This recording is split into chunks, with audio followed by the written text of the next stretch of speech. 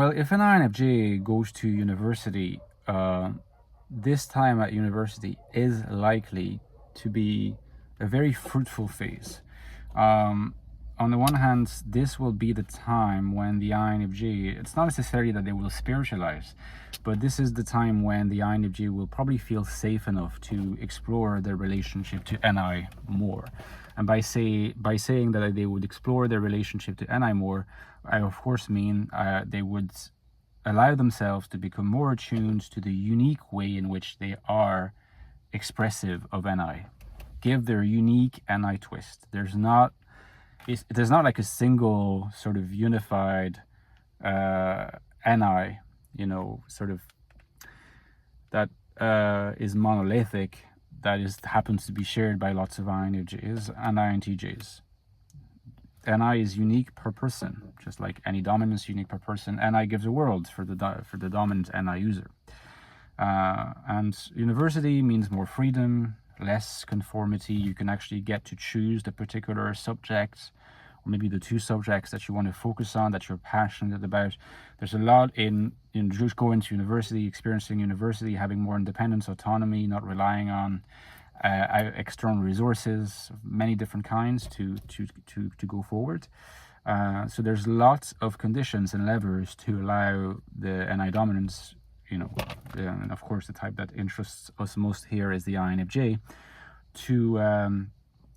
to become more singularly themselves, you might say, authentically themselves, and get to appreciate that, to encourage that in themselves, sometimes in others as well, via FE collaboration. And so this is the time, from let's say the age of 18, 19 to late 20s, early 30s, where the INFJ really grows into himself, or grows into herself.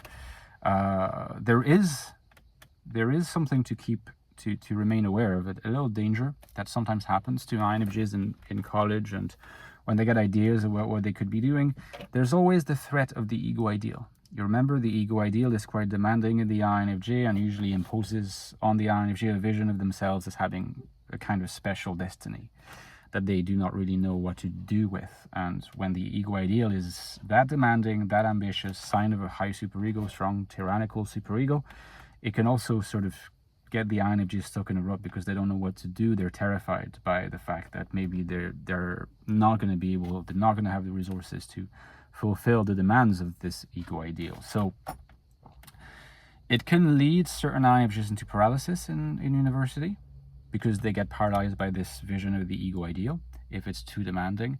Some might even avoid university, even if they could go to university, because they're so scared of those demands, so it can go quite far.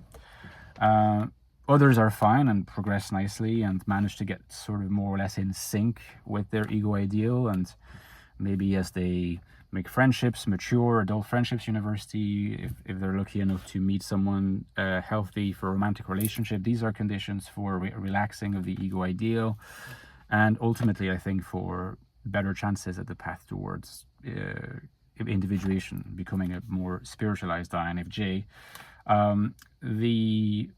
The other aspect of the ego ideal is that some INFJs, not a majority by any stretch of the imagination, but it can happen, may do very well at university, maybe even embark upon a PhD or something, and then get overambitious with their PhD project because the ego ideal is on the one hand telling them, look, you've gotten that far, so perhaps you are aligned with your ego ideal after all. You should remain as ambitious and as demanding toward yourself as the ego ideal is basically asking you, requesting you to do. But at the same time, there are INFJs who don't finish their studies as researchers, as young researchers, PhD students, doctoral students, are often INFJs who sort of outline research that's too ambitious for them, and they get, again, too intimidated, it's too hard for them, and they end up dropping out. Or sometimes they drop out because they can't get their supervisor, who's inherently more realistic and perhaps a little more conservative in that respect, to agree with their topic of choice, because they know, supervisor knows, it's overly ambitious. The INFJ might experience that as a rejection of who they are, or who they see themselves as, that is to say, as someone potentially capable of becoming someone in the image of their ego ideal.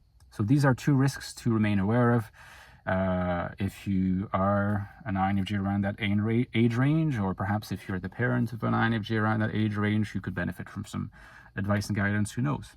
Okay, so let me know in the comments what you thought, guys. Don't forget, I need your help more than ever on Patreon to keep this channel going. Please consider supporting me.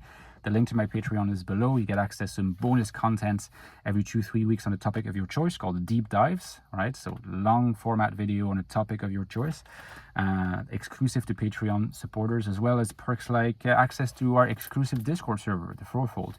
Join our great community there where I'm active, and a lot of other cool people, INFJ and non-INFJ like, are active. Don't forget also about my 2 books, the Ecstatic Soul, linked below. Get the book if you haven't yet. That's my first book on the INFJ, put my name on the map, and is still to this day the deepest investigation of the INFJ mind, as well as the Infinite Soul, my latest book on INFJ. That's the first link below in the description box, and that's a detailed investigation of what the INFJ life in the modern world, the scary modern world, looks like, how to find meaning, purpose, and value as an INFJ. Thank you so much, guys, and see you tomorrow.